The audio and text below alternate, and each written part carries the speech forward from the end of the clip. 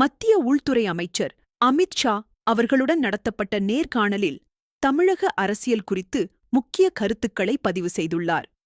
திமுக கட்சி தொடர்ந்து இந்தி திணிப்பு குறித்து குற்றம் சாட்டி வருவது குறித்து நியூஸ்18 நிருபர் கேள்வி எழுப்பினார். அதற்கு பதிலளித்த அமித் ஷா, திமுகவினர் இந்தி திணிப்பு குறித்து குற்றம் சாட்டுகிறார்கள். ஆனால் அவர்களே ஏன் தமிழில் கையெழுத்திடாமல் ஆங்கிலத்தில் கையெழுத்திடுகிறார்கள் என்று எதிர்கேள்வி எழுப்பினார்.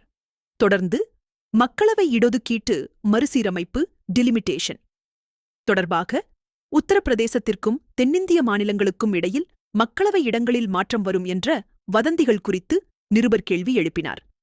அதற்கு பதிலளித்த மத்திய உள்துறை அமைச்சர், நீங்கள் எல்லாம் டிஆர்பிக்காக மட்டுமே இப்படி கேள்விகள் கேட்கிறீர்கள். திமுக ஊழல்களை மூடிமறைக்கவே இடஒதுக்கீடு பிரச்சனையை முன்வைக்கிறது என்று கடுமையாக விமர்சித்தார். மத்திய அரசு எப்போது இடஒதுக்கீடு மறுசீரமைப்பை அறிவித்தது? நாங்கள் எப்போது உச்சநீதிமன்ற நீதிபதியை இடஒதுக்கீடு ஆணையத்தில் நியமித்தோம் என்று அமித் ஷா கேள்வி எழுப்பினார். மேலும் தென்னிந்திய மாநிலங்களுக்கு எந்த அநீதியும் இழைக்கப்படாது என்று நாங்கள் ஏற்கனவே உறுதியளித்துள்ளோம் என்றும் அவர் தெளிவுபடுத்தினார்.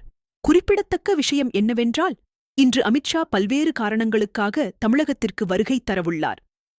இந்த வருகைக்கு முன்னதாக அமித்ஷாவின் இந்த நேர்காணல் திமுகவினரை அதிர்ச்சிக்குள்ளாக்கியுள்ளது.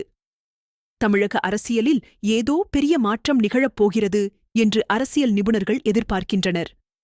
அமித்ஷாவின் இந்த வருகையின் போது பாரதிய ஜனதா கட்சியின் மாநில தலைவர்கள் மற்றும் முக்கிய நிர்வாகிகளுடன் ஆலோசனைக் கூட்டங்களை நடத்த திட்டமிட்டுள்ளதாக தகவல்கள் வெளியாகியுள்ளன. தேர்தல் உத்திகள் மற்றும் கூட்டணி அரசியல் குறித்தும் விரிவாக விவாதிக்கப்படும் என எதிர்பார்க்கப்படுகிறது. சமீபத்திய மாநிலங்களவை தேர்தலில் பாஜக பெற்ற வெற்றியும் தமிழகத்தில் எதிர்க்கட்சிகளின் அணிசேர்க்கையும் திமுகவிற்கு சிம்ம சொப்பனமாக மாறியுள்ளது. இந்நிலையில் அமித்ஷாவின் வருகை மற்றும் அவரது கருத்துக்கள் திமுகவுக்கு மேலும் நெருக்கடியை ஏற்படுத்தும் என்று அரசியல் பார்வையாளர்கள் கணிக்கின்றனர்.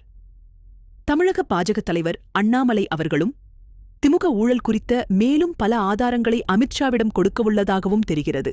விரைவில் அதற்கான நடவடிக்கைகள் தொடங்கும் எனவும் தெரிகிறது. இது தமிழக அரசியலில் பெரும் பரபரப்பை ஏற்படுத்தியுள்ளது. திரும்பிய பக்கமெல்லாம் இடியிடிப்பதைப் போல இடி ரெய்டு நடந்து வரும் சூழலில் இந்த தகவல் திமுகவின் தூக்கத்தை தொலைத்துள்ளது. இந்த முறை அமித்ஷாவின் அதிரடி நடவடிக்கைகளில் திமுக தப்பிப்பது அவ்வளவு எளிதல்ல எனவும் அரசியல் விமர்சகர்கள் கருத்து தெரிவிக்கின்றனர்.